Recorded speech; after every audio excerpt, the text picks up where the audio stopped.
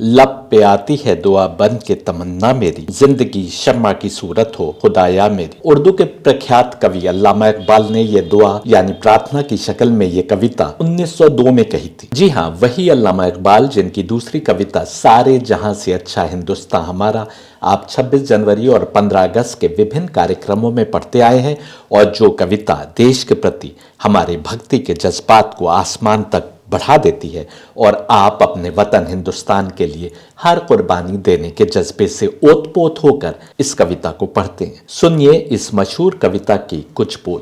पर्वत वो सबसे ऊंचा, हम साया आसमां का। पर्वत वो सबसे ऊंचा, हम साया आसमां का। वो संतरी हमारा, वो पासबा हमारा, हमारा सारे जहां से अच्छा।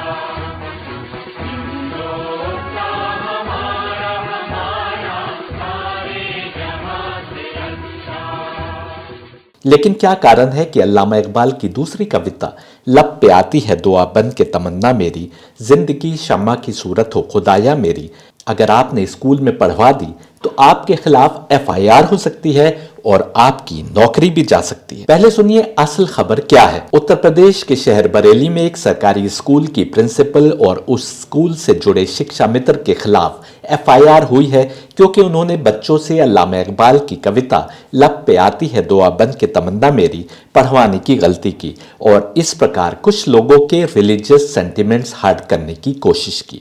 उत्तर प्रदेश एजुकेशन डिपार्टमेंट ने प्रिंसिपल नाहिद सिद्दीकी और शिक्षा मित्र वजीरुद्दीन को विश्व हिंदू परिषद के कार्यकर्ता सोमपाल सिंह राठौर की शिकायत के बाद सस्पेंड कर दिया, जिसमें सोमपाल राठौर ने कहा था कि यह रिलीजियस प्रेयर स्कूल में 8वीं कक्षा तक के स्टूडेंट से पढ़वाई गई इस उद्देश्य से कि स्टूडेंट्स को कन्वर्ट किया जा सके इस्लाम की ओर। सोमपाल सिंह राठौर ने अपनी शिकायत में यह भी कहा कि नाहिद सिद्दीकी और वजीरुद्दीन ने स्टूडेंट से मुस्लिम तरीके से प्रेयर पढ़वाकर रिलीजियस सेंटिमेंट्स को हर्ट करने की कोशिश की है और स्टूडेंट्स को इस्लाम की ओर अट्रैक्ट करने की कोशिश कर रहे थे। इस सरकारी स्कूल में कक्षा 1 से कक्षा 8 तक के 265 स्टूडेंट्स एनरोल हैं। यहां बता दें कि 3 वर्ष पहले अक्टूबर 2019 में पीलीभीत के एक सरकारी स्कूल के प्रिंसिपल को एक लोकल VHP कार्यकर्ता की कंप्लेंट पर सस्पेंड किया गया था। उस स्कूल में भी अल्लामा इकबाल की यही प्रेयर लब पे आती है दुआ बन के तमन्ना मेरी पढ़ी गई थी, जिसके बाद स्कूल प्रिंसिपल को सस्पेंड किया गया था। इस कविता में आखिर ऐसा क्या है जिसके कारण VHP आदि को इससे परेशानी है और जिसका संज्ञान लेते हुए सरकार इस हद तक चली जाती है कि सीनियर टीचर्स को सस्पेंड कर देती है और उनके खिलाफ FIR तक लिख दी जाती है। इस बात पर बात करेंगे, लेकिन पहले आपको बता दें कि यदि प्रिंसिपल या शिक्षा मित्र की स्टूडेंट से ये प्रेयर पढ़वाने के पीछे ये नियत थी कि कुछ स्टूडेंट्स उस प्रेयर को पढ़कर इस्लाम की ओर कन्वर्ट हो जाएंगे या इसको पढ़ने से दूसरे धर्म के मानने वालों के रिलीजियस सेंटिमेंट्स हर्ट होंगे, तो ये बहुत ही गलत बात है और इसके खिलाफ एक्शन लेना चाहिए। हालांकि मुमकिन है कि उनमें से जिसने भी ये प्रेयर पढ़वाई उसकी ऐसी कोई नियत ना हो और उसने केवल इसको एक अच्छी प्रेयर समझते हुए देशभक्ति और बच्चे की तमन्ना के तौर पर कि वो आगे बढ़ने के लिए जो दुआ कर रहा है अपने रब से, इस नियत से उसको पढ़वाया हो।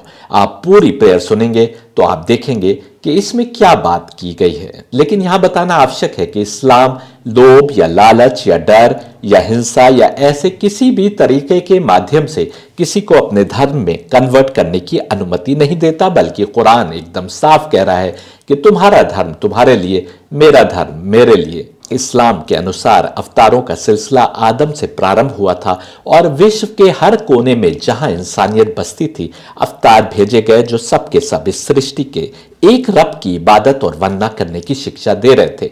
अवतार चीन से लेकर मेसोपोटामिया, इजिप्ट से लेकर ग्रीस और बाकी यूरोप और भारत में आते रहे। हर जगह की लोकल भाषाओं में एक रब की इबादत और वंदना की शिक्षा देते हुए ये बताने के लिए कुरान एकदम साफ कह रहा है कि हमने रसूल भेजे उनकी ही जबान बोलते हुए।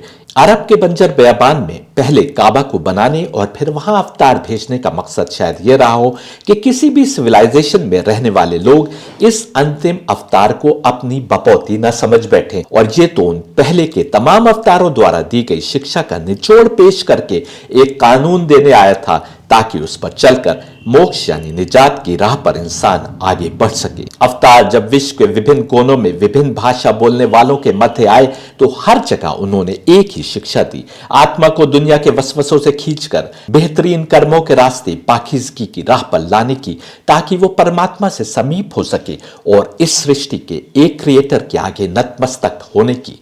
भारतीय संस्कृति में षष्टांग आसन को सबसे बेहतरीन आसन बताया गया। रब के आगे सुपुर्दगी का तो उधर पैगंबर मोहम्मद के मानने वालों को भी बताया गया कि सिजदा वो माध्यम है जो तुम्हारी अपने रब के आगे कंप्लीट सरेंडर को दिखाता है। इस कंप्लीट सरेंडर की बात गीता भी कर रही थी, जैसा कि आप अपनी स्क्रीन पर देख सकते हैं। यहूदियों में भी प्रेयर के तरीके बताए गए और ईसाइयों में भी, सनातन धर्म में भी विभिन्न रिचुअल्स तो बताए गए, पर हर रिचुअल का मकसद यही था कि उसके माध्यम से आत्मा को प्योरिटी यानी पाकीज़गी के मार्ग पर लगाया जा सके। और कुरान ने गवाही दी कि विभिन्न अवतारों के माध्यम से जो पूजा के विभिन्न तौर तरीके बताए गए हैं वो सब एक रब की ओर से हैं कि देखे कि तुमको उसके माध्यम से आजमाया जा सके। तुमने उन रिचुअल्स को तो गले से लगा लिया और भूल गए कि ये रिचुअल्स तुमको भक्ति और बंदगी की ओर लाने के लिए हैं, ना कि सिर्फ रस्मी तौर पर निभा लेने के लिए। तुमको दुनिया के वसवसों और गुनाहों से अपने दामन को बचाना था, गुस्सा, नफरत, जलन, ईर्ष्या, मोह, लालच आदि से अपने को बचाना था, अच्छे कर्म करने थे और अपनी आत्मा को उसकी याद और उसके जिक्र के माध्यम से पाक करना था। लोकल जबानों में बात करते अवतार आए तो उन्होंने अपनी शिक्षा भी लोकल भाषा में ही दी। आप ही बताइए, आत्मा, रूह और स्पिरिट में क्या अंतर है? केवल भाषा का ही तो अंतर है। सनातन किताबें आत्मा की बात कर रही हैं, यहूदी और ईसाई किताबें यदि इंग्लिश में ट्रांसलेट हो तो स्पिरिट की बात कर रही हैं और कुरान रूह की बात कर रहा है। और चारों धर्मों के मानने वाले यदि नफरतें पाल लें तो इस पर लड़ेंगे कि रूह सही और आत्मा और स्पिरिट गलत, या आत्मा सही और रूह और स्पिरिट का कॉन्सेप्ट भटका हुआ। ऐसा ही उस एक क्रिएटर के नामों के साथ हुआ। सनातन शब्दावली में देखें तो किसी ने उसको ब्रह्म कहा तो किसी ने महेश, उसको गीता ने एब्सोल्यूट कहा, उसको सर्वव्यापी यानी हर जगह मौजूद रहने वाला, सर्वज्ञ यानी सब कुछ जानने वाला, सर्वशक्तिमान यानी सबसे अधिक ताकत रखने वाला, इस प्रकार के नामों से याद किया गया। ये सब भी उसके नाम नहीं थे बल्कि उसकी विशेषताएं थी।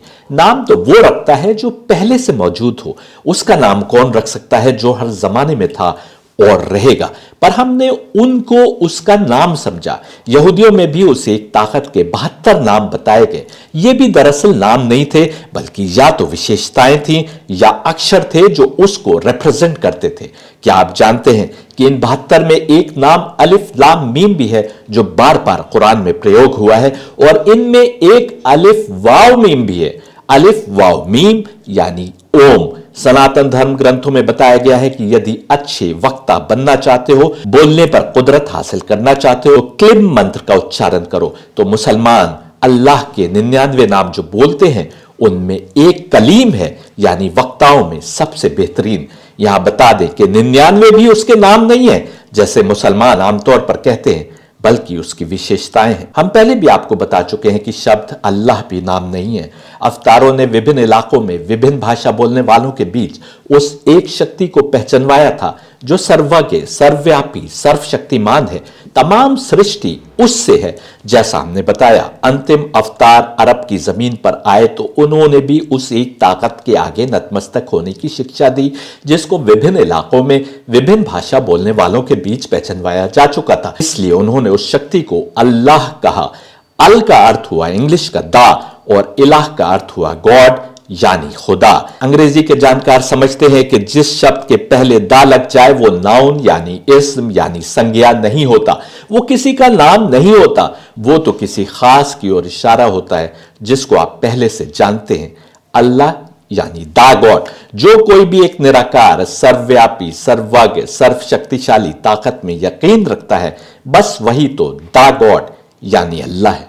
जो मुसलमान समझते हैं कि अल्लाह मुसलमानों के खुदा का नाम है, उनकी सोच भी गलत, और जो गैर मुस्लिम समझते हैं कि अल्लाह मुसलमानों के खुदा का नाम है, उन्होंने भी हकीकत को नहीं समझा। उसी ताकत की बात तो वेद भी कर रहे हैं और गीता भी कर रही है जब वो एब्सोल्यूट की बात कर रही है। ये वो राज है जिसको आमतौर पर हिंदू समझ नहीं पाए। अब आइए अल्लामा इकबाल द्वारा लिखित कविता लब पे आती है दुआ की ओर, इसके एक एक वाक्य को देखते हैं। पहली दो लाइन सुनिए। लब पे आती है दुआ बन के तमन्ना मेरी, लब पे आती है दुआ बन के तमन्ना मेरी, जिंदगी शम्मा की सूरत हो खुदाया मेरी, जिंदगी शम्मा की सूरत हो खुदाया मेरी, लब पे आती है दुआ बन के तमन्ना मेरी। होठों पर एक बच्चे के दिल की ख्वाहिश प्रार्थना के रूप में आ रही है। वो प्रार्थना क्या है?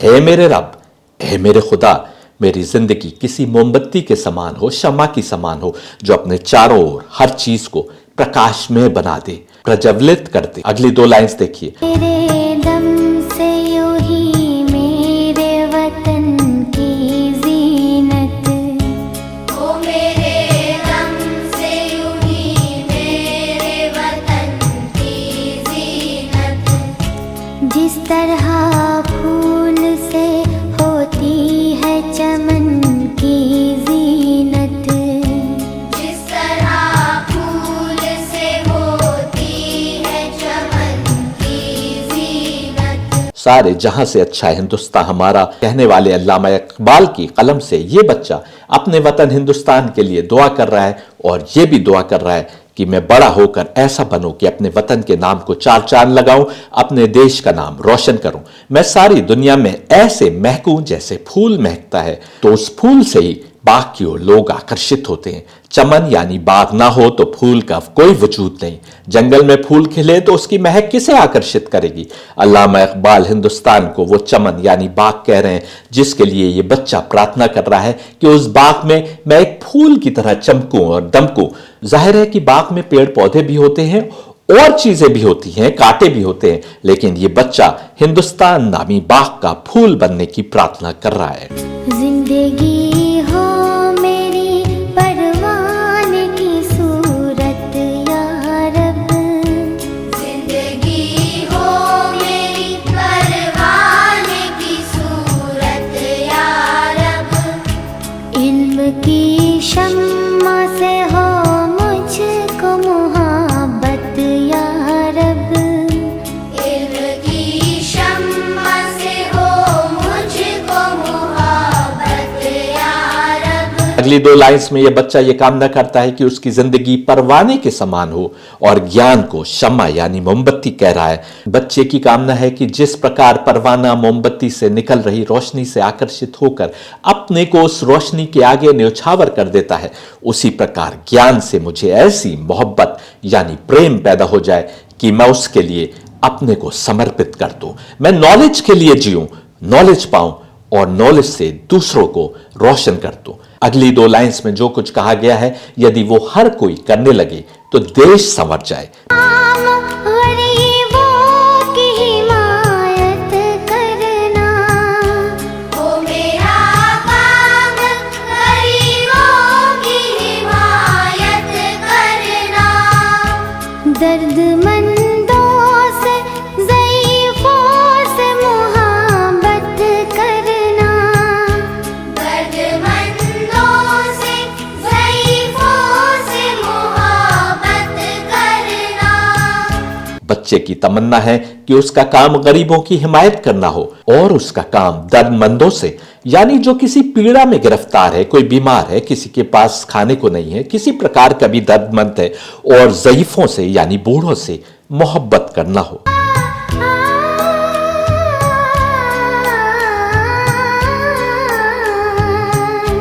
मेरे अल्लाह बुराई से बचाना मुझको, मेरे अल्लाह बुराई से बचाना मुझको, नेक जो राह हो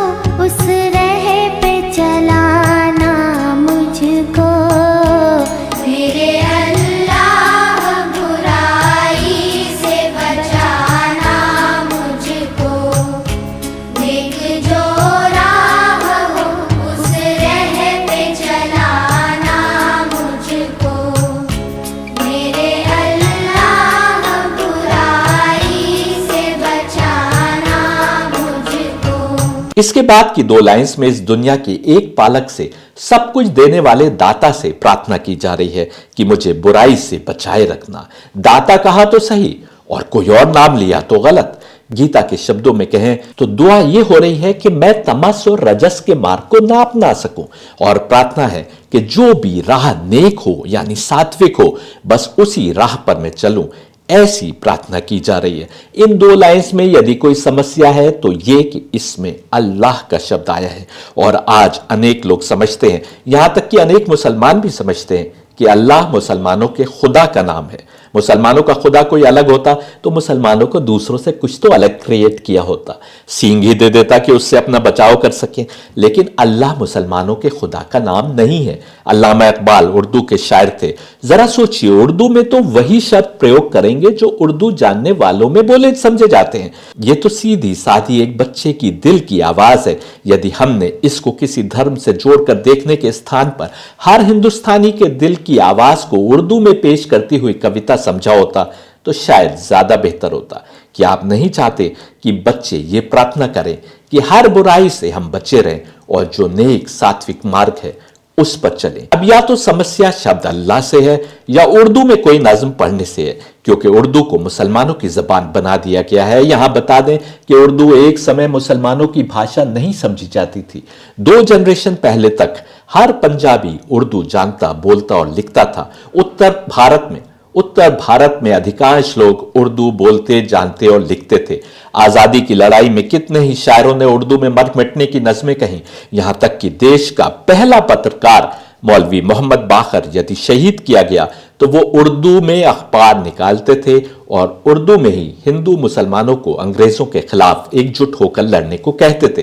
दिल्ली उर्दू अखबार ने 1857 की आजादी की पहली लड़ाई में हिंदुस्तानियों को अंग्रेजों के खिलाफ खड़ा करने में बड़ा महत्वपूर्ण रोल निभाया। वो अपने अजीज हमवतनों से, अहले वतन से सिपाही हिंदुस्तान बनाकर एकजुट होकर लड़ने का आह्वान करते थे। ऐसे कितने ही उर्दू के शायरों ने वतन की मोहब्बत से सरशार होकर शायरी की और कुर्बानियां दी।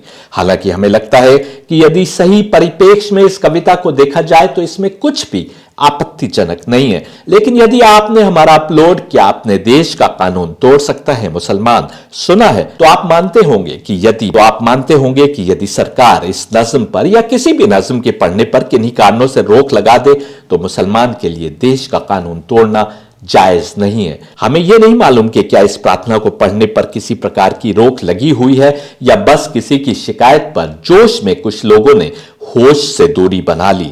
जब तक कि भारतीय अवाम यह न स्वीकार कर ले कि अल्लाह केवल मुसलमानों के खुदा के लिए प्रयोग नहीं हुआ बल्कि अल्लाह उर्दू में सृष्टि के एक क्रिएटर का नाम है, तब तक मुसलमान टीचरों को ऐसे स्कूलों में जिसमें दूसरे धर्म के मानने वाले स्टूडेंट्स भी हैं, इस कविता को पढ़ने या पढ़वाने से परहेज करना चाहिए।